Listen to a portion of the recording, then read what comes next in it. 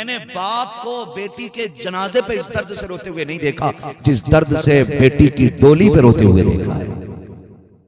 ये तब पता चलेगा जब अल्लाह आपको बेटी देगा। मैंने इस दर्द से रोते हुए नहीं देखा। क्यों जानते हो? जब बेटी मर जाती है ना तो बाप को तसल्ली रहती है बेटी मर गई है, लेकिन जब बेटी पराए घर जाती है ना तो बाप बहुत कुछ सोचता है। देखना, कभी दीवार से लग के रोएगा, कभी कमरे में बंद होकर रोएगा, कभी खेत पे जाके रोएगा ताकि कोई देखे ना क्योंकि ये मर्द है, कभी मुंह पे कपड़ा डाल के रोएगा, लेकिन रोता बड़े दर्द के साथ है। आप जानते हैं क्यों? उससे पूछो आप, चचा बताना, मैयत पे भी इस दर्द से नहीं रोया जिस दर्द पर रुखसती से रो रहा है। तो वो कहता है एक एहसास रुला रहा है, मैं गरीब जरूर था लेकिन बेटी को मैंने शहजादी बना के पाला था। मैं मजदूर जरूर था लेकिन अपनी बेटी को मैंने किसी के सामने रुसवा नहीं होने दिया। मैं चटनी से खिलाता था लेकिन इज्जत से खिलाता था। आज रो इस ख्याल से रहा हूं, दिया तो भरे घर में है बेटी को, पैसे वाले लोग भी हैं, लेकिन ये सोच के रो रहा हूं कि बेटी पराये हाथ जा रही है। अब रब जाने कि इसको गालियां पहले मिलेंगी या रोटी के टुकड़े पहले मिलेंगे। मैं इसलिए रो रहा हूं कि मेरी बेटी को ताने पहले दिए जाएंगे या खाना पहले दिया जाएगा। यहां रुक के ये बात भी कहना चाहूंगा, खुदा के वास्ते अगर आप शादीशुदा हैं तो किसी की बेटी को नाजायज सताना मत, किसी की बेटी को बिला वजह रोने पे मजबूर मत करना, किसी की बेटी को इस मकाम पे लाके मत खड़ा करना कि वो सजदे में गिर के अपने रब को एक बार चीख मार के कह दे अल्लाह फैसला तू ही कर दे। अगर बेटी ने इतना कह दिया तो तुझे 70 पीर मिल के भी नहीं बचा सकते हैं। इसलिए कि जब कोई मजलूम तड़पता है तो उसकी आह सीधी करके अर्श से टकरा जाती है, और जब आगे अर्श से टकराती है तो फैसले खुदा के होते हैं, और जब इंतकाम खुदा लेता है तो कोई माई का लाल बचा नहीं सकता है। इसलिए कि कायनात में अगर कोई निजाम चलता है तो परवरदिगार के हुक्म से चला करता है। वाह वाह, बहुत अच्छा, क्या अल्लाह राजी हो आपसे भाई, बड़ी मेहरबानी।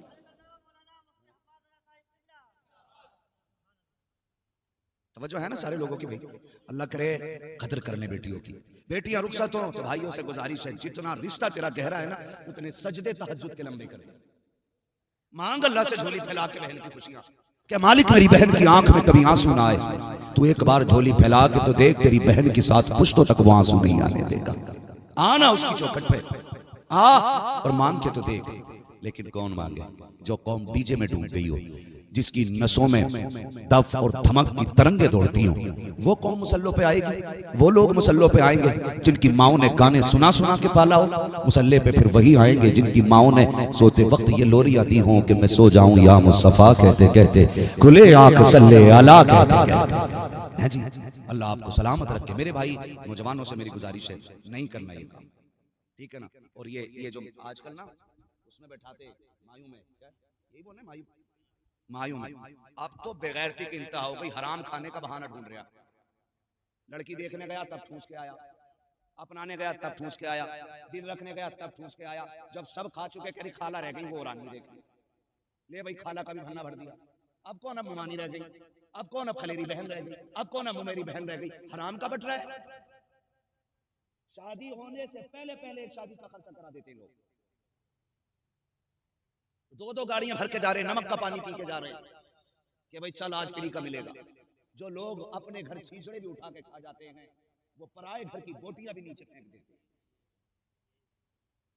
खुदा के वास्ते निकले इन चीजों से। एक हाँ ही तो करनी है ना, बच्ची पसंद है, ठीक है जी, तारीख बता दो। तो ये काम तो फोन पे भी हो सकता है ना, तारीख बता दो। तो गाड़ियां भर के ले जाने की हमें क्या जरूरत है? मायूं में बैठाने फिर आ रहे हो, उठल हुए जिन्हें कोई काम ही नहीं है, फिर उन्हें 1500 का लालच है, फिर आने लड़की को मायूं बैठाने जा रहे हैं। तो बहन बेटियों को भी कंट्रोल करो, इन्हें भी बहाने चाहिए नए कपड़े पहनने के। कपड़े 18,000 के लाके दिए, दुपट्टा 2 कौड़ी का, मच्छरदानी वाले दुपट्टे, और बनंगी कनीज फातिमा ज़हरा। हद हो गई। मैं तो हैरत में था, गांव में माइक लगाया, मैं सोचा यार जलसे का ऐलान करने आया होगा। 28वां रोजा, कह रहा मुबारक हो आपके इलाके में नुमाइश लग गई है। मैंने लानत हो भाई, और नुमाइश में मर्द कम औरतें ज्यादा, बेगैरती की हद हो गई। फिर कह रहे हैं कि फलां के साथ भाग गई, फलां के साथ भाग गई। नाक तब नहीं कटती है जब बेटी आधी रात को गायब होती है, नाक तो तभी कट चुकी होती है जब आपकी बेटी बेपर्दा घर से बाहर कदम निकालती है। ये तो अपनी अपनी गैरत की बात है, कौन कितनी महसूस करता है। हाँ, कोई गंदगी के ढेर पे बैठ जाए उसे बदबू नहीं आती, और कोई करवट से निकल जाए तो उसे चक्कर आ जाता।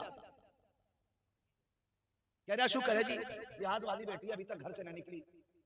हाँ, कहाँ न निकली कि किसी के साथ न देखी आज तक। वैसे तो काफी चल रही है ना नुमाइश में। बेटियों को यह तरबियत नहीं दी जाती। बेटी पाली है खातून जन्नत सैयदा फातिमा ज़हरा ने, बेटी पाली है मौला अली ने। ला तारीख में कोई दूसरी ज़ैनब हो तो लाके दिखा दे, लाके दिखा एक ज़ैनब। बेटे का भाई का छोटी सेहरा है ना तो दुपट्टा सर पे रुक ही नहीं रहा, नजर उतार रही है और दुपट्टा सड़क के नीचे, फिर रखे नाम के लाइन, फिर नीचे, फिर ऊपर, फिर नीचे। कैसा दुपट्टा जो रुक नहीं रहा। कोई आप जी कहते यार तुम्हारी बेटी के सर पे दुपट्टा, अरे क्या ना शादी है यार, आज तो कम से कम उसे शौक पूरे करने दो। ये कह के हम उस वक्त की गलती को छुपाने की कोशिश करते हैं। मेरे भाई मुझे बता दो सही, कोई भी फंक्शन आया, हमारी बेटियों ने ऐसे कपड़े पहने कि जिनको पहनने के बाद भी नंगी नजर आती हैं, दुपट्टा ऐसा सर पे डाला कि जो पर्दे के लायक तो क्या काबिल तक नहीं था। जरा बता तो सही, तेरी बेटी शादी पे भी पर्दा छोड़ देती है। अगर कयामत में सैयदा कायनात की बेटी सैयदा ज़ैनब ने गिरबान पकड़ के कलाई पकड़ के इतना कह दिया, बता तूने भाई की शादी पे अपने सर का दुपट्टा उतार दिया, बहन के निकाह के मौके पे तूने दुपट्टा उतार दिया, हमसे पूछ इस चादर की कीमत क्या है। अकबर की लाश सामने पड़ी थी लेकिन फूफी ने चादर नहीं उतारी थी, भांजों की लाशें सामने पड़ी थी लेकिन हमने चादर नहीं उतरने दी थी, मेरे अपने बेटों के टुकड़े सामने थे लेकिन मेरे सर की चादर नहीं उतरी। और तो हद तब हो गई जब मेरे हुसैन के गले को काटा गया, ज़ैनब की चादर नहीं उतरी। हद तब हो गई जब लाशों पे घोड़े दौड़ते रहे, ज़ैनब ने चादर नहीं उतारी। ज़ैनब तू बता दे तेरे सर की चादर क्यों नहीं उतरी? क्या तुझे अकबर प्यारा ना था? क्या तुझे असगर से प्यार ना था? क्या तुझे कासिम लाडला ना था? क्या तेरे गोनो मोहम्मद तेरे जिगर के टुकड़े ना थे? तो सैयदा ज़ैनब के मज़ार से आज भी आवाज आती है, अगर मेरे गोनो मोहम्मद के बदले में, उनके एक बाल के बदले में कोई सारी दुनिया ला के देता तो मैं वो एक बाल के बदले में दुनिया को टुकड़ा देती, एक बाल बेटे का ना देती। सैयदा बता तो सकी तेरे सर की चादर रखी, बेटे ना रखे। सैयदा ज़ैनब ने कहा यही तो नाना से सीखा के कुछ रखे क्या ना रखे, कयामत तक नबी का दीन बाकी रहना चाहिए। वाह वाह, नारे तकबीर, नारे रिसालत, मसलके आला हजरत ख्वाजा का हिंदुस्तान, हजरत अल्लामा मुफ्ती हम्माद साहिब किबला, इस्लाह मुआशरा कॉन्फ्रेंस, नारे तकबीर, नारे रिसालत। वाह वाह, बहुत अच्छा। हुसैनी अगर हाथ उठा के बता दे सुभान अल्लाह, सारी हुसैनी है। अल्लाह सबको करबला वालों के सदक़े में जन्नत का हकदार बना दे। लेकिन यहाँ रुक के हमें एक बात सोचनी पड़ेगी। मैं कहूँ कि भाई मैं बंदा कांग्रेस का हूँ तो मेरी जेब पे बिल्ला समाजवादी का हूँ, यकीन करेगा कोई? बोलो, नहीं करेगा। मैं कहूँ बसपा में हूँ तो बिल्ला समाजवादी का हूँ, मानेगा कोई? नहीं मानेगा ना, कहेगा झूठ बोल रहा है ना, झूठ बोल। सोचे हम कहने को हुसैनी है लेकिन किरदार कितने हुसैनी है, हमारे किरदार कितने हुसैनी है। मेरी बहनें बैठी हैं, अल्लाह इन्हें तौफीक दे और वो रुतबे अता करे कि ये भी राबिया बसरिया के दर की गनीज बन जाए। हाँ, अल्लाह इन बहनों को ऐसी तौफीक दे। हम जानते हैं अगर बहनें पारसा हो जाए ना तो इनके गैरत वाले हाथों की रोटी खाने वाला भाई कभी बेगैरत नहीं हो सकता है। इतना तो हम भी जानते हैं, अगर बहन गैरत वाली होगी तो उसके हाथ के टुकड़े खाने वाला भाई भी गैरत वाला ही बनेगा।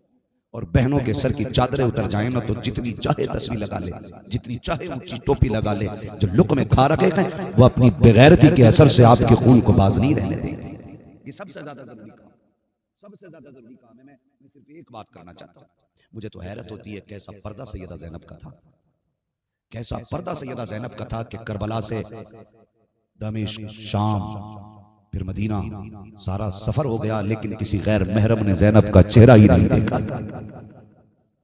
एक मुहर्रम से 10 मुहर्रम तक हलीम खाते खाते दांत तोड़ने वाली कौम की बेटियां जब नंगी नजर आए ना तो फिर सवाल तो बनता है ना कि हमने बेटियों को क्या सुना के पाला, क्या सुना के हमने बेटियों को पाला है?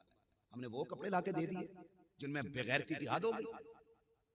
खुदा के वास्ते तारीख का बाब देखें, कितना ताज्जुब होता है कभी कभी जब यजीद के दरबार में ना अहले बैत अथार के अफराद थे, बच्चियां थी, बेटियां थी, शहजादियां थी। सुने, अल्लाह करे ये बात दिल में उतर जाए। सुन रहे मेरी बात? जब दरबार में खड़े थे ना, पहली बात तो सुबह से शाम तक दरवाजे पे अहले बैत का काफिला खड़ा रहा। इतना बदबख्त था यजीद कि जन्नत उसके दरवाजे पे खड़ी रही थी, लेकिन अपने लिए वो जन्नत के दरवाजे ना खोल सका। सुन रहे मेरी बात? अपने लिए जन्नत के दरवाजे ना खोल सका। बताना ये चाहता हूं, जब उसके दरबार में अहले बैत की शहजादियों को पेश किया गया, एक एक से तारुफ करा रहे, ये कौन है, ये कौन है, ये कौन, एक एक का नाम पूछ रहा है। सुनो बहुत गौर से, नाम पूछते पूछते, नाम पूछते पूछते जब बात सैयदा कायनात की बेटे की बेटी सैयदा सकीना तक पहुंची ना, उसने कहा ये कौन है? तो एक खातिमा ने कहा कि ये हुसैन की बेटी सकीना है। उसने कहा मैं इसके मुंह से सुनना चाहता हूं, ये बताए ये कौन है? उसने कहा तू बता तेरा नाम क्या है और तू कौन है? कोई जवाब ना आया। फिर उसने कहा कौन है तू? इमाम ज़ैनुल आबिदीन ने फरमाया जालिम, कुछ तो गैरत कर, सकीना के गले की रस्सी का फंदा इतना टाइट है कि आवाज नहीं निकल रही है। पहले कुछ फंदा तो ढीला हो तब तो बात करे ना सकीना, तब तो बात करे ना सकीना। उसने एक अपने फौजी को इशारा किया, जा रस्सी का फंदा खोल, दम घुट रहा है, सांसें टक रही है, हर कोई ये चाहता कोई मुझे बचा ले। जब फंदा इतना टाइट हो कि गला लग रहा हो, एक फौजी आगे बढ़ा, हजरत सकीना दौड़ के हजरत ज़ैनब के पास पहुंच गई। वो फौजी वहां गया, वहां से हटी इमाम ज़ैनुल आबिदीन के कदमों में आ गई। कहा क्या मामला, ये फंदा ढीला क्यों नहीं करने देती? तो इमाम ज़ैनुल आबिदीन ने कहा कुछ तो गैरत कर और जरा शर्म कर, देखता नहीं अली के घर की बेटी है तो 7 साल की, लेकिन सकीना को यह भी कबारा नहीं है कोई गैर मर्द हमारे जिस्म को हाथ लगा दे। तारीख गवाह है, इमाम ज़ैनुल आबिदीन ने अपने हाथ से फंदा ढीला किया था। आज कितनी बेगैरती हमारे घरों के अंदर आ गई है, कोई हिसाब है? इसे कल्चर कहते हैं, इसे फैशन कहते हैं। और बेटियां, अल्लाह माफ करे, अगर किसी शरीफ की शरीफजादी भारी कपड़े पहन के सर छुपा के और चादर नीचे डाल के आ जाए ना, कहते हैं दकियानूसी सोच है। पहले जमाने की अनपढ़ है, अनपढ़ दमाद, ऐसे दौर में कोई इतने भारी दुपट्टे ओढ़ रहा, तो मैं कहता हूं वो अंधेरा की भला था कि कदम राह पे थे, रोशनी लाई है मंजिल से बहुत दूर हमें। खुदा के वास्ते अपने घरों में पर्दा दे दो और इतना अच्छा कर दो अपने घरों को कि हमारे घरों में अल्लाह फिर से हुसैन तो ना सही लेकिन हुसैन के गुलाम पैदा फरमा दे। मैं फिर ये बात कहूंगा, हर जल से मैं कहता हूं, एक बंदी ने गैर मुस्लिम थी और लेक्चर देते हुए एक बात पूछी। उसने कहा कि 1400 साल हो गए मुसलमानों में, आज तक एक ही हुसैन हुआ है, दूसरा क्यों नहीं? गैर मुस्लिम का ये सवाल था लेक्चर देते हुए, 1450 साल में मुसलमानों में एक ही हुसैन पैदा क्यों हुआ? कोई जवाब न मिला। कोने से बूढ़े ने उठ के कहा मैं बताऊं? कहा क्या? कहा सुन, आज तक 1450 साल हो गए, कोई फातिमा भी तो दूसरी दुनिया में नहीं आई है। तुम मुझे फातिमा ला के दे दो, मैं तुम्हें हुसैन ला के दिखा दूंगा। पता ये चला माए पारसा होती हैं तब बेटे हुसैन बनते हैं, माए पारसा होती हैं तब बेटे हसन बनते हैं, माए पारसा होती हैं कुरान की कारिया होती हैं तब बेटे नेज़े पे चढ़ के कुरान पढ़ा करते हैं। हुसैन को नेज़े पे कुरान पढ़ना था क्योंकि माँ ने दूध पिलाया ही कुरान सुना के था। इसलिए माँ बहनों से गुजारिश है, हम आप अपने मुआशरे को खूबसूरत करें। गानों की रस्में, ढोल तमाशे ये सारे बंद कर दें। अगर गाने बजाने तो जहेज में कुरान देना बंद कर दो। अगर डीजे पे बारात लानी है तो फिर कुरान लेकर ना जा। औकात दिखा अपनी कि तू वो कुत्ता है जिसे अल्लाह रसूल से कोई प्यार ही नहीं, मैं डीजे लेके आया था, कुरान से मतलब नहीं। और अगर कुरान से मतलब है तो डीजे बंद करो और दुनिया को बता दो हम कल भी कुरान वाले थे, हम आज भी कुरान वाले हैं और कल भी कुरान वाले रहेंगे इंशाअल्लाह। करेंगे इंशाअल्लाह, ये कोशिश करेंगे इंशाअल्लाह, ये कोशिश।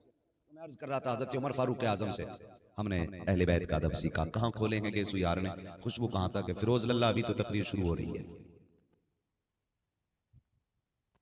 थक गए? नहीं ना, चलें फिर आगे। हमने अदब भी सहाबा से सीखा है। हज़रत उमर फारूक आज़म आधी दुनिया का बादशाह है ना, सफीर आया ईरान का, सफीर आया और सफीर ने कहा कि जी मुझे तन्हाई में थोड़ी बात करनी है आपसे, बात करनी है तन्हाई में। कहा ठीक है। आप अपने दारुल खिलाफा में गए और अपने बेटे से कहा, अब्दुल्ला इब्ने उमर से कहा, सुन गेट पे खड़ा हो जाए, कोई भी आ जाए अंदर आने मत देना, मैं बड़ी जरूरी मीटिंग कर रहा हूँ। ये कौन कह रहा है? हजरत सुभान अल्लाह, हजरत, आपको बात याद है ना? हजरत उमर कह रहे कोई भी आ जाए अंदर आने मत देना। हजरत अब्दुल्ला इब्ने उमर, हजरत उमर के बेटे खड़े अंदर, हजरत उमर एक सफीर से बात कर रहे हैं। बात करते करते इसी बीच में इमाम हुसैन आए। जब आए ना तो कहा मुझे अमीरुल मोमिनीन से मिलना है। कहा अंदर है। कहा मैं जा सकता हूँ? का इजाजत तो नहीं है। उन्होंने मुझसे तो मना किया, लेकिन आप माली के जा सकते हैं। तो आपने कहा ठीक है, अमीरुल मोमिनीन मसरूफ आदमी है, ज़ोहर में आएंगे वहां मुलाकात हो जाएगी। ये कह के आप चले गए। लेकिन मजाल है कि अली की औलाद आए और खुशबू ना आए, ऐसा तो हो ही नहीं सकता है। बाहर निकले, अमीरुल मोमिनीन समझ गए। कहा बेटे कोई आया था? हाँ। कौन आया था? कहा हुसैन आया था। कहा फिर आपका पूछ रहे थे? कहा तुमने क्या किया? कहा मैंने कहा मसरूफ है, बिजी है, अभी किसी को अंदर जाने की इजाजत नहीं, लेकिन अब आपकी मर्जी है। कहा मैंने तो इतना कह दिया। लेकिन वो कहने लगे ज़ोहर में मिल लूंगा। दौड़ गए और सैयद कायनात के दरवाजे पे आए। इमाम हुसैन निकले। शहजादे आप तशरीफ लाए थे? हाँ आया तो था। कहा फिर लौट के क्यों आ गए? कहा आप मसरूफ थे, जरूरी काम में थे।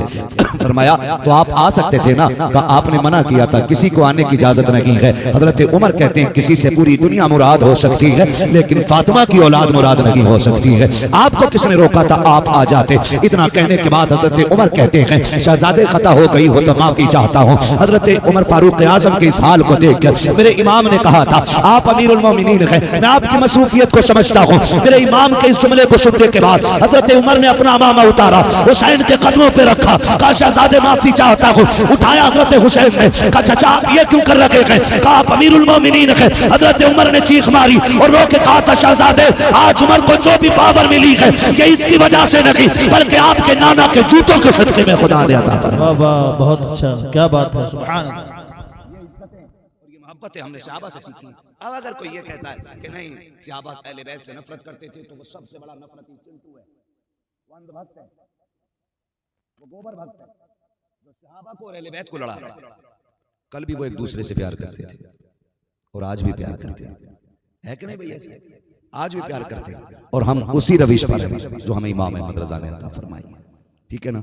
तो कोशिश करेंगे ईमान भी बचाएंगे और अकीदा, है ना, ईमान अकीदा मजबूत रखेंगे और साथ में अमल भी अच्छे करेंगे इंशाअल्लाह। ठीक है ना?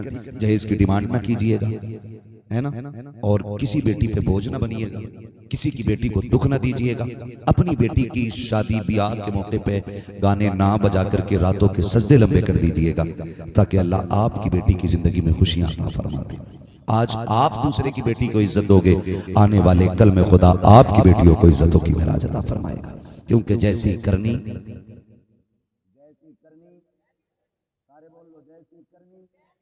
वैसी भरनी। बस जो हुए गलत उनको माफ फरमाए रब कायनात। जिंदगी ने दिया साथ, फिर होगी मुलाकात, चमन रहा फूल खिलेंगे, जिंदगी रही फिर मिलेंगे, मुसाफिर हैं हम भी मुसाफिर हो तुम भी, किसी मोड़ पर फिर मुलाकात होगी। सारे लोग कलमा शरीफ पढ़ लीजिए, ला इलाहा। चचा का खून पी ले लल्ला ना। मैं कहां से आया हूं? आप बड़ी दूर से आए, आपकी मोहब्बतों को सलाम हो। मेरी बात सुन लें, मैं 1 घंटे से ऊपर बात कर चुका हूँ, ठीक है ना? मैं हाँ 1 घंटा और सही, ऐसे ही लगता है कि 1 घंटा और सही, बड़ी मेहनत लगती है मेरे लाल, है ना, और रोज बोलना रहता है। दुआ करो अल्लाह इतनी जिंदगी दे कि रोज रोज लोगों से मुलाकात हो जाए, ये भी मुश्किल है, ठीक है ना? अब बस ना मेरी बात सुन लो, फजर पढ़ लियो और जो मजदूरी करते हैं वो टाइम पे जाके बच्चों को हलाल ला के कमा के खिला देना, वो 1 घंटा और तकरीर सुनने से बेहतर हो जाएगा। हाँ जी, टाइम बहुत ज्यादा हो गया, तुम भी फजर में सो मैं भी सोऊं तो फिर जलसे का मतलब नहीं रह जाता। बस 2 मिनट, वो आखिरी फरमाइश मुझसे कहा था मेरे भाई ने किसी ने कि वो जो 60 नाम लेते हो वो जरा पढ़ दियो। हाँ वो 60 नाम जो लेते हो पढ़ो। बैठ जा, अल्लाह ना तेरा भी नाम ले लूंगा, है ना? बस मैं हुजूर का शजरा सुनना चाहता था। वो भाई अगर जो उसको ये बात याद ना आई, उसने कहा वो 60 नाम जो लेते हैं वो पढ़ देना, ठीक है? अब अगर आप बोले मेरे साथ तो मैं हुजूर का शजरा पढ़ूं, बोले जरा सुभान अल्लाह। क्या बात है, आपकी मोहब्बतों के कुर्बान जाऊं। इतनी जोर से सुभान अल्लाह बोलो कि मेरी थकन उतर जाए। हमारी थकन खाने पीने मुर्ग मुसल्लम चिकन मटन से नहीं, हमारी थकन आपकी सुभान अल्लाह से उतर जाती है। ऐसी सुभान अल्लाह बोलो कि कल के जलसे तक आपकी सुभान अल्लाह काम आती रहे, है ना? मगर एक बात बताऊं, ये मेरा हाथ क्या है, देख रहे हैं? ये जब इशारा हो ना आपकी तरफ तो समझ जाना मौलवी सांस लेना चाह रहा है, और उसके लिए आपको क्या बोलना है? सुभान अल्लाह।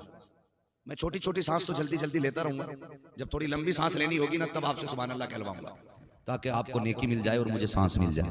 बात साफ सुथरी अच्छी रहती है, अल्लाह राजी होगा, आपको देगा नेकी तो फिर अपना भी काम हो ही जाएगा। डंडी तो नहीं मारोगे ना? नहीं मारोगे ना? मैंने सुभान अल्लाह आपसे नहीं बुलवाया पूरी तकरीर में, मैं चाहता था मेरी बातें दिल में उतर जाए, लेकिन अब सुभान अल्लाह इसलिए कहलवा रहा हूं ताकि मैं सांस ले लिया करूं। ठीक है, कितनी जोर से बोल सकते हैं सुभान अल्लाह? ये इधर वाले लोग पता नहीं किस चक्कर में बैठे हैं। भैया ऐसा तो नहीं है कि यहाँ किसी ने कह दिया और लंगर चलेगा और तुम रोटी खा के ना आए हो इसलिए सुभान अल्लाह ही ना कह रहे हो। जो घर से खा के आए ना फिर वो बोले ना खुल के सुभान अल्लाह। माशाल्लाह आगे वाले लोगों की थोड़ी जिम्मेदारी ज्यादा रहेगी, है ना भतीजे? सुभान अल्लाह कह दिए। हाँ उधर बैठे तुम्हारे भाई नाच रहा है, पूरी रात डीजे बज रहा है, कल बेटी रुखसत होने वाली है, कौम की बेगैरती की हद हो गई। खुदा का वास्ता दे के कहता हूँ ये मायूं की रस्में खत्म करो, ये हल्दी पीली बकरे मेंढक वाले तरीके बंद कर दो, हाथों में घुंघरू बांधना बंद कर दो, मर्द के बच्चे बनो मर्द के, मुसलमान बनो मुसलमान, इन तमाम दुनियावी रस्मों से बाहर निकल आओ, ये रस्में तुम्हें तबाह बर्बाद कर देंगी, ये कौम का जनाजा निकाल देंगी, गैरत का जनाजा निकाल देंगी। मुझे तो हैरत होती है, कल बहन की बारात आने वाली है, पूरी रात भाई डीजे पे नाचता रहा, माँ ने भी तमाशा देखा है, भाई ने भी तमाशा देखा है, 4 दिन गुजरे गए, 4 माह गुजरे गए के बाद तलाक पे आ जाती है, फिर तावीज़ और डोरियों के चक्कर लगाते हो, फलां बाबे से डोरी लेके आएंगे ताकि बेटी का घर आबाद हो जाए, फलां से लेकर के आएंगे ताकि बेटी को तलाक न हो। अब कुछ नहीं होने वाला है, खुदा का वास्ता दे के कहता हूँ आओ वो तरीके अपना लो, कल का दौर अपना लो। जब बेटियां रुखसत होती थी बाप छुप के दीवार के साए में रोता था, भाई की आंखों के आंसू नहीं सूखते थे, जिस भाई की बहन से पूरी जिंदगी लड़ाई रहती थी आज बहन की जुदाई पे उसकी आंखों के आंसू नहीं टूट रहे हैं। जाओ जाकर के उन बेगैरत भाइयों को बता दो जब बहन की रुखसती पे डीजे बजाते हैं, गानों की महफिलें आबाद करते हैं, तुम्हें खुदा का वास्ता दे के कहता हूँ अगर बेटियों की रुखसती कभी ना जाए तो डीजे बजा के रब को नाराज न करना, गाने बजा करके रब के कहर को आवाज न देना। अगर बेटियों की रुखसती का वक्त आ जाए जब दुनिया सो जाया करे, रात को मुसल्ले बिछा लिया करो, सस्तों में सर रख दिया करो और रो के रब से कहा करो ए मेरे परवरदिगार मेरी बहन जा रखी है अजनबी लोगों में, मालिक उसकी इज्जत का करम करना, मालिक उसको जलील ना होने देना, जा तू रो के दिखा दे, खुदा तेरी बेटी की तकदीर बदल के दिखा देगा। वो तो ये कहता है रोने के लिए मेरी बारगाह में आना तेरा काम है, तेरी बेटी की किस्मत बनाना ये मेरा काम। वाह वाह, नारे तकबीर, नारे रिसालत, मसलके आला हजरत ख्वाजा का हिंदुस्तान, असालत नगर बगा का सुन्नी मुसलमान हजरत अल्लामा मुफ्ती हम्माद साहिब क़िबला, नारे तकबीर, नारे रिसालत। वाह वाह, क्या बात है, तो नहीं है? बहुत अच्छा, क्या खूब। तो मसला कोई नहीं है, मैं एक पैगाम दे चुका और टाइम भी लगभग पूरा हो चुका। आपसे मेरी इतनी गुजारिश है खुदारा निकलें इन चीजों से, निकलें। बड़ी नाजुक जिंदगी होती है बेटियों की, भाइयों को समझना चाहिए, भाइयों को समझना चाहिए। और हैरत होती है भाई, सुने तवज्जो है भाई, 5 मिनट और ले लूं आपके, रात बहुत हो गई है। आपका शुक्रिया, बड़ी मोहब्बत से आप बैठे रहे। यकीनन करें, यकीनन वाकई फिरोज भाई ने जैसा आपके बारे में बताया, शुक्र है मैंने आपकी मोहब्बत उससे ज्यादा पाई है। तवज्जो है, मेरी बातों को ना सिर्फ मनोरंजन के लिए नहीं, इसको दिल पे लिख लेना और अल्लाह करे ये तब्दीली आ जाए। बहन बेटियों की जिंदगी बड़ी नाजुक होती है, बड़ी नाजुक होती है। हम अल्लाह जब बेटी देगा ना तब पता चलेगा एहसास की शय का नाम है। जानते हो मेरे नबी के खजानों में किसी चीज की कमी नहीं थी। अल्लाह ने कुल कायनात की खजानों की कुंजियां मुस्तफा को अता फरमाई, है ना। बरेली से आवाज आती मालिक के कौनैन हैं गो पास कुछ रखते नहीं, 2 जहां की नेमतें हैं उनके खाली हाथ में। लेकिन जानते हो बेटी का रिश्ता कितना नाजुक होता है। जब सैयदा कायनात सैयदा तैयबा ताहिरा आबिदा जाहिदा राकिया साजिदा हाफिजा कारिया आलिमा फाजिला मुफ्तिया सैयदा कायनात खातून जन्नत सैयदा फातिमा ज़हरा रज़ी अल्लाह तआला अन्हा, जब ये रुखसत हो के ना हजरत अली के घर आ गई, अभी चंद दिन गुजरे थे कि हुजूर खुद चल के आ गए। सैयदा कायनात ने हुजूर को देखा, अब्बा आप? फरमाया बेटी तेरी बड़ी याद आ रही थी, तेरे बगैर दिल नहीं लग रहा था। बेटी का रिश्ता इतना नाजुक है कि सैयदा कायनात को देखने के लिए हुजूर खुद चल के आ गया। कल जब आपके आगे बेटी आएगी ना तब पता चलेगा बेटी का रिश्ता कितना नाजुक होता है। बहन की शादी पे नाचने वाले बेगैरत भाइयों को अल्लाह गैरत का तोहफा दे दे, और कम से कम इन्हें पता चल जाए बहन कहाँ जा रही है। यकीन करें मैंने जनाजे भी देखे और मैंने शादियां भी देखी, आपने भी देखी, ये निज़ाम कुदरत है। कहीं जनाजे उठते हैं तो कहीं पे डोलियां उठती हैं, ऐसे ही है ना, और निजाम चल रहा है। अगर मैं ये सोचता हूं मेरे मरने के बाद दुनिया को झटका लगेगा तो गलत है। हुए नामवर बेनिशां कैसे कैसे, जमीन खा गई आसमां कैसे कैसे। ऐसा बिल्कुल नहीं है कि मेरे मरने पे झटका लग जाएगा, मेरे मरने पे निजाम रुकेगा, मेरे मरने पे कोई खाना छोड़ेगा। अल्लाह साहब, मरने में देर लगेगी, तुम मर जाओगे और तुम्हारी वजह से कोई मुस्कुराना भी छोड़ने को तैयार नहीं होगा। मुस्कुराना भी छोड़ने के लिए कोई तैयार नहीं होगा। खाना तो बड़ी बात है। ये रस्म है दुनिया की, और अजीब दौर है। लोग कुछ गम में डूब जाते हैं और कुछ खुशी में डूबे रहते हैं, कुछ खुशी में डूबे रहते हैं। है तवज्जो सारे लोग, हाँ, कुछ खुशी में डूबे रहते हैं। और बेटियां रुखसत होती, मैंने जनाजे भी देखे और मैंने शादियां भी देखी। आप आजमा लेना, आप आजमा लेना। मैं, यही है ना हमारा अकीदा। ना हम सहाबा की आड़ में अहले बैत की गुस्ताखी करते हैं, और ना अहले बैत की आड़ में हम सहाबा की गुस्ताखी करते हैं। हम उस जमात से ताल्लुक रखते हैं जिस जमात का नजरिया यह है कि अहले सुन्नत का है बेड़ा पार, असहाबे हुजूर नज्म है और नाव है इतरत रसूलुल्लाह की। हम सहाबा को मानने वाले भी हैं और हम अहले बैत को भी मानने वाले हैं। बड़ी संजीदगी से सुनिएगा, जब मुहर्रम शरीफ का महीना आता है ना, तो बड़ी तेजी से कुछ फितने मुंह उठाते हैं, बहुत तेजी से फितने मुंह उठाते हैं, और हम इश्क में बह जाते हैं। ऐसे ऐसे रंग बिरंगी मेंढक आते हैं जो कहते हैं नहीं नहीं जी, पहला नंबर तो उनका था, उनका हक मारा है, पहला नंबर अली का था, हक मार लिया हजरत अबू बकर हजरत उमर ने, इन्होंने डकैती की, माज़अल्लाह। ऐसे ऐसे जुमले बोले जाते हैं। मैं तो डंके की चोट पे हर एक बदबख्त की आंखों में आंखें डाल के कहता हूँ, वो तेरा अली होगा जो इतना कमजोर होगा कि अपना हक छिनवा दे। हमारा अली तो वो है, अगर खैबर में आ जाए, एक हाथ में खैबर की चौखट उखाड़ के टांग कर दूसरे हाथ से तलवार चलाए तो तलवार नहीं हवाएं बोलती हैं, ला फता इल्ला अली, ला सैफा इल्ला ज़ुल्फ़िकार। हम उस अली के मानने वाले लोग हैं। अल्लाह का शुक्र है कि हम अली को भी मानते हैं, साथ में उस्माने, जोर से उस्माने गनी को भी मानते हैं, हजरत उमर फारूक आजम को भी मानते हैं, हजरत सिद्दीक अकबर को भी मानते हैं। हमारा अकीदा यह है कि पहला नंबर किसका है? सुभान अल्लाह, जो बोल के अल्लाह उनकी नस्लों को जन्नत अता करे। पहला नंबर किसका? जोर से, पहला नंबर किसका? दूसरा नंबर हजरत उमर फारूक आज़म, ठीक है जी। दूसरा नंबर, मेरे साथ रिपीट करें बच्चे ताकि ये याद हो जाए, पता चले 70 साल से जलसा हो रहा है और अकीदा ही दुरुस्त न कर सके, बात खराब हो जाएगी। मैं तो आपका सुन के मैं इधर निकालूंगा। दूसरा नंबर किसका? हजरत उमर फारूक आज़म का। और तीसरा नंबर सुभान अल्लाह हजरत, और चौथा नंबर मौला।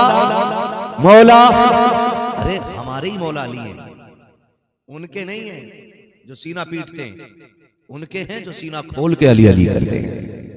हमारे ही मौला अली है। मौला, और जोर से मौला अली का चौथा नंबर है, मगर याद रखिए चौथा नंबर मौला अली का है। तीसरा नंबर, थोड़ा उल्टा भी पूछ लूं ना कि याद हुआ कि नहीं। तीसरा नंबर, दूसरा नंबर सुभान अल्लाह, और पहला नंबर हजरत अबू बकर सिद्दीक। ये जो बकवास करते हैं ना लोग, ये जो बकवास करते हैं कि नहीं वो हुजूर की आल से चिढ़ करते थे, मैं कहता हूं हमने हुजूर की आल का अदब सीखा ही सहाबा से। किससे सीखा है? सहाबा से सीखा है। हजरत उमर फारूक आज़म कितने सख्त मिजाज हैं। जिस दिन कुर्सी पे बैठे ना, शेर बकरी एक साथ पानी पीने लगे। शेर की गर्दन झुकी थी, बकरी सर उठा के शेर को देख रही, हिम्मत है तो जरा देख के दिखाना इधर। तो शेर भी कह रहा क्या करूं, उमर कुर्सी पे बैठे। वो उमर कुर्सी पे बैठे तो शेर बकरी एक साथ पानी पी रहे। वो उमर फारूक आज़म, उन्होंने अदब सिखाया हमें, सहाबा को अदब सिखाया उन्होंने, और हमने उन्हीं से अहले बैत का अदब सीखा है। एक सफीर आया, ईरान का सफीर, मुलाकात करने हजरत उमर से। हजरत उमर वोट से नेता नहीं बने थे, समझ रहे? पार्टी ने वोट चोरी करके नेता नहीं बनाया था।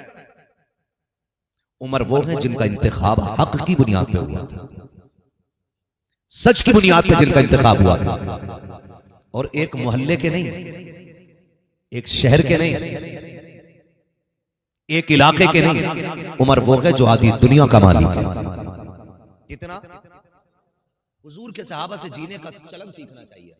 आज टके भर की दौलत आ जाए ना तो सारे पटाखे मस्जिद के गेट पे लाते हैं, सारे पटाखे। अब कह रहा मुखिया का लौंडा हूं, दुनिया को बता दूंगा 1.5 लाख की आतिशबाजी थी मेरे ब्याह में। ये कंडीशन है हमारी। जरा सी टक्के भर की दौलत आ जाए तो डायरेक्ट अल्लाह से। और मेरी कौम के उलमा हुफाज कुर्रा समझाएं तो कहते चुप रहो, ब्याह बार बार नहीं होता, एक बार होता। तो सुन, अगर शादी एक बार होती है तो मौत भी एक बार होती है। सुन रहे मेरी बात? अगर शादी एक बार होती है तो मौत भी, जिन्हें आनी है वो बोले। आज सबको आनी तो सब बोले ना फिर। हाँ, शादी एक बार होती है, शादी के तो चांसेस है 4 बार कर लो, मगर वही करे जो चारों के साथ इंसाफ कर सके। हर किसी को इजाजत नहीं है, समझ रहे ना?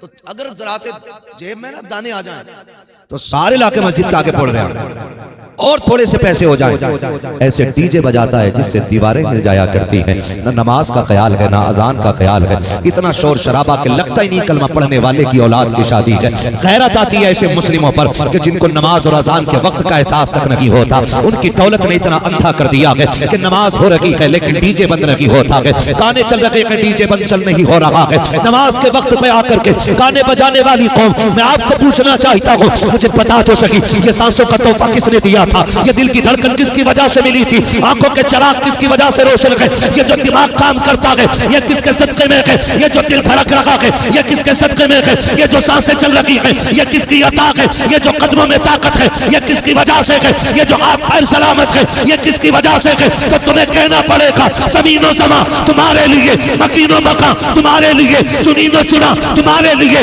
बने तो जगह तुम्हारे लिए, दगन में ज़बा तुम्हारे लिए, बदन में गजा तुम्हारे लिए, हम आए यहाँ तुम्हारे लिए, उठे भी वहां तुम्हारे लिए। नारे तकबीर, नारे रिसालत, मसलके आला हजरत ख्वाजा का हिंदुस्तान, हजरत अल्लामा मुफ्ती हम्माद साहिब किबला।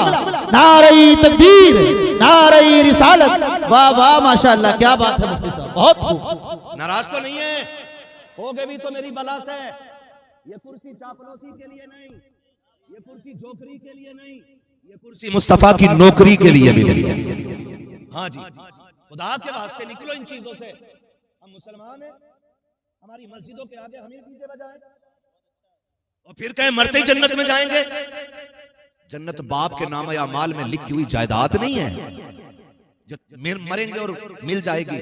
जन्नत इतनी सस्ती होती तो मेरे नबी का चचा कभी कलेजे के टुकड़े न कराता, कभी टुकड़े न कराता।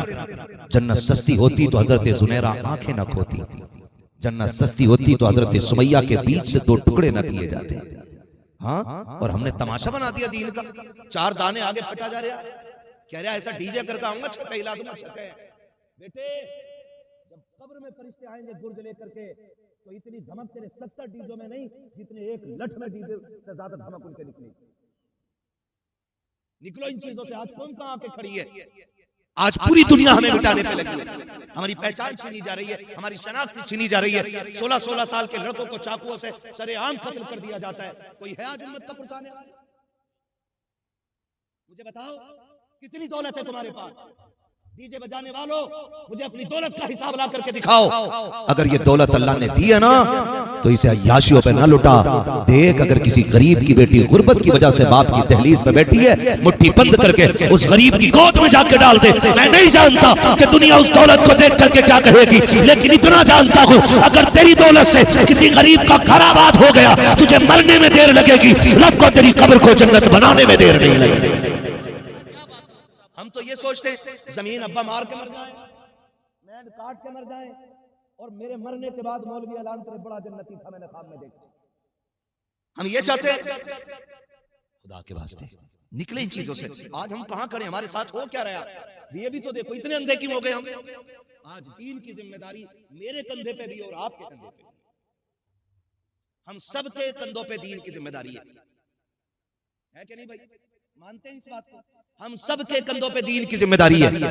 और मैं ये नहीं कहता तुम पूरी दुनिया को संभालने के लिए निकलो।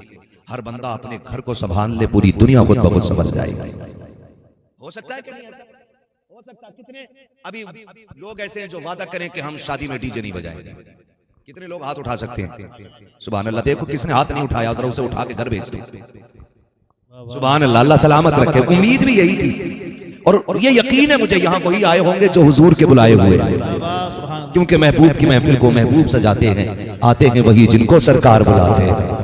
हाथ नीचे रहना ही नहीं था, क्योंकि सारे ही अच्छे लोग आए हुए हैं। लेकिन जो नहीं आए ना, उनसे भी कह देना दीन तेरे बाप का नहीं, दीन रसूल पाक का है। इतना इतना इतना आवारा ना बन कि तू कलमा भी पढ़े और जिंदगी अपनी मर्जी के गुजारे ना। जब तुमने कलमा पढ़ लिया तो जिंदगी अब रब रसूल की मर्जी के मुताबिक गुजारनी पड़ेगी। आज करेंगे इंशाल्लाह, करेंगे। और डीजे बजाने वाले अल्लाह माफ करे, वो औकात होती है इनकी, वो औकात तो डीजे बजवा दे और सुबह आके गेट बजा दे। क्या है जनरेटर के पैसे? चल वे, कल तो ब्याह हुआ, अभी जनरेटर के पैसे लेना है। थोड़ी देर गुजरी फिर डीजे वाला, थोड़ी देर गुजरी फिर बजाने वाला, फिर लाइटिंग वाला आ जाते, मर जाते। पूरी बारात में हम डीजे बजाते हैं, शरीयत याद नहीं आती है। शरीयत कहाँ याद आती है? जब निकाह होता और इमाम 5000 मांग लेता। कह रहा कौन सी शरीयत में लिखा? ये बता, डीजे बजाना कौन सी लाल किताब में लिखा है? समझे? कुछ तो कॉमन सेंस होगा, कुछ तो। हम रोटी खाते हैं तो इतना दिमाग होगा ना हमारे अंदर कि शरीयत कहाँ याद आ रही है। जब 5000 रुपए सुन्नत, जो असले मकसद है पूरी खुशी का, उसके बदले में अगर 5000 दे दिया तो शरीयत पूछ रहा। तुम देखो ऐसा ऐसा छपरी आता शादी पे, बाल कुत्ता कटिंग वाले यूं निकले हुए है, करेंसी का नोट लाता, उस पे बॉक्स में चढ़ के यूं चला गया है। किसका आना? फना का बेटा, ओहो बड़ा कमा के लाया। और अगले दिन देखो मोजों में से बदबू आ रही होगी, उसे धोने तक साबुन नहीं होगा। सही, ये औकात है। गलत कह रहा हूं मैं? बहुत अच्छी चीजों से यार, अब वक्त इसका नहीं है। अल्लाह ने तुम्हें दौलत दी है ना, और तुम बेटे का निकाह कर रहे हो, तो जो तुम एक्स्ट्रा में नाजायज जगह पे जो तुम 2-3 लाख रुपए लगा रहे हो ना, उस पैसे को लगा के किसी गरीब का घर अपनी बेटे के साथ बसवा दो। दुनिया में भी ऐश करोगे, आखिरत में भी ऐश करते नजर। वाह वाह, बहुत अच्छा। हमें काम करना चाहिए कि नहीं? क्या खूब इस्लाह है, बोलो होना चाहिए कि नहीं? हमें क्या करना है? इन चीजों से निकलना है। तो फटा जा रहा, जरा से दाने आगे तो यूं, और हद तो तब हो जाती है 4 बेटे दिए तो हिसाब लगा रहा, कलुआ मलुआ भूरा और जुम्मा कह लो। ये मतलब एक वो नाम ले रहा हूँ फर्जी, किसी के है नहीं, मैं नाम नहीं कर रहा, एक बता रहा हूँ मिसाल के तौर पे। तो अब्बा कह रहे हैं 15 लाख भूरा में मिलेंगे, 15 लाख अच्छन में मिलेंगे, 15 बब्बन में मिलेंगे, 15 जुम्मन में मिलेंगे। हराम की दौलत है, हद हो गई भाई। और हमारी बिरादरी का तो सबसे बुरा हाल, 15 लाख कैश, 20 लाख कैश दिया लड़की वाले ने, फटा जा रहा मोहताज। भाई जो लड़की वालों से पैसा मांगे उससे बड़ा मोहताज कौन होगा भाई? मर्द वो होता है जो अपने बाजू की ताकत से कमा के बच्चों को पालता है, वो नामर्द होता है जो ससुराल के पैसों से अपने बच्चों को पाला करता है। 15 लाख 20 लाख इस रस्म ने कौम का बेड़ा गर्क कर दिया। बोलो ऐसे ही है कि नहीं? चल रहे नहीं? कह रहा 15 लाख, कह रहा हमारे लल्ला को 15 मिल रहे हैं, तुम कितने दिलवाओगे? बकरा है, बकरा ईद में बेच ले। अल्लाह ने बेटा दिया है तो नमरूद ना बन, शद्दाद ना बन, हमान ना बन। जो जिंदगी देने वाला है वही मौत देने वाला है। क्या तुमने नहीं देखा? बरातें निकली, दूल्हा बने, घर से निकले, निकाह के बाद पलट रहे थे, एक्सीडेंट हुआ, दूल्हा दुल्हन सारे खत्म। जिंदगी मौत का मालिक कौन? सारे बोले कौन? सारे बोले, पीछे वाले भी बोले अगर जहेज में पैसा मांगने की इजाजत कोई तमन्ना ना हो तो। जिंदगी देने वाला कौन? और कैमरों की आड़ में दबक के बैठने वालों तुम भी बोलो कौन? मौत देने वाला कौन? रिस्क देने वाला कौन? तो फिर ससुर से मांग किस नियत से रहा है? मालदार होने के टाइम महबूब अलैहिस्सलाम ने फरमाया, मेरे आका का फरमान है, जो किसी लड़की से इसलिए शादी करेगा कि वो पैसे वाली है और मैं अमीर हो जाऊंगा, अल्लाह उस वक्त तक मौत नहीं देगा जब तक मोहताज ना कर देगा। इन रस्मों से भी हमें निकलना पड़ेगा। निकलेंगे भाई? ना मांगो, ना मांगो पैसे, बिल्कुल ना मांगो। लड़की वाला अपनी मर्जी से कायनात उठा के दे दे। मुझे तो शर्म आती है। पहले लोग सिर्फ बेटों की शादी में खुशी करते थे, अब तो बेटी की शादी में डीजे बज रहा, भाई नाच रहा है। कितनी बेगैरती का दौर है। इससे बड़ी बेगैरती आनी थी कौम में। ये सफेद बालों वाले लोग बैठे, इनसे पूछ लो। पहले जब बेटियां रुखसत होती थी, बाप 8 दिन पहले से खाना पीना भूल जाता था। हाँ, रोता था छुप छुप के, मेरे जिगर का टुकड़ा जुदा होने वाला है। भाइयों के चेहरे उतर जाते थे, आंखें सुर्ख रहती थी। आज तो बेगैरती की हद है, बहन की रुखसती होने वाली है और बारात में